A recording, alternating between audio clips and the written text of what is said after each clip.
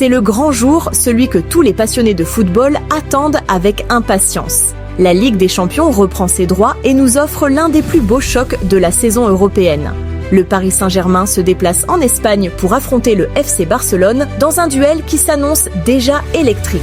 Deux géants du football, deux équipes historiques, deux visions du jeu et une rivalité qui promet de faire vibrer des millions de supporters à travers le monde. Mais attention, si l'affiche est prestigieuse, elle ne se jouera pas avec toutes les stars. Les deux clubs arrivent diminués avec plusieurs absents de marque qui pourraient changer l'équilibre du match. Du côté parisien, la liste des blessés est longue et elle fait mal. Luis Enrique devra se passer de plusieurs titulaires indiscutables. Pas d'Ousmane Dembélé, l'ancien joueur du Barça qui aurait rêvé de retrouver son ancien stade. Pas de Désiré Doué qui s'imposait peu à peu comme un élément clé du terrain. Pas de Marquinhos non plus, capitaine et véritable patron de la défense. Et pour compléter cette série noire, Khvicha Kvaratskhelia, l'ailier spectaculaire venu de Naples, sera également forfait. Autant dire que Paris se présentera à Barcelone avec un effectif largement affaibli. Mais tout n'est pas sombre pour les Parisiens. Il y a aussi des nouvelles positive qui redonne un peu d'espoir. João Neves est de retour et sa présence au milieu de terrain sera une véritable bouffée d'air pour Luis Enrique. À ses côtés, Vitinha sera bien disponible pour apporter sa créativité et sa vision du jeu.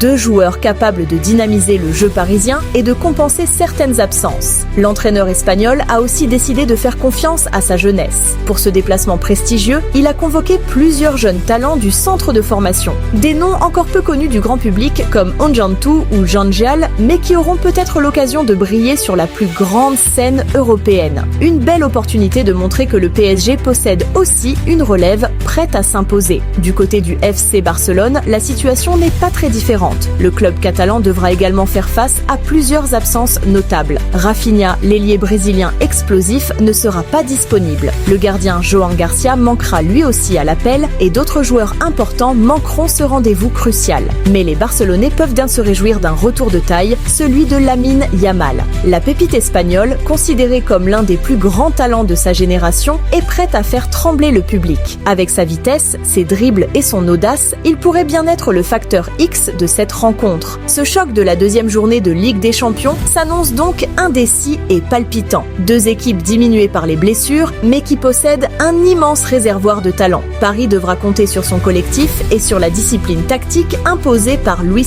Enrique. Barcelone, de son côté, misera sur la créativité de ses jeunes et l'appui de son public, toujours bouillant dans les grandes soirées européennes. Ce genre de match se joue souvent sur des détails. Une erreur défensive, un coup de génie, une inspiration individuelle. Les supporters des deux camps retiennent déjà leur souffle. Le Barcelonais s'apprête à vivre une soirée intense, faite de passion, de tension et d'émotions fortes. Paris parviendra-t-il à s'imposer malgré ses nombreuses absences, ou bien le Barça, soutenu par son public et porté par le retour de Lamine Yamal, fera-t-il la différence à domicile? Alors, une seule question reste en suspens. Selon vous, qui sortira vainqueur de ce duel explosif entre le Barça et le PSG?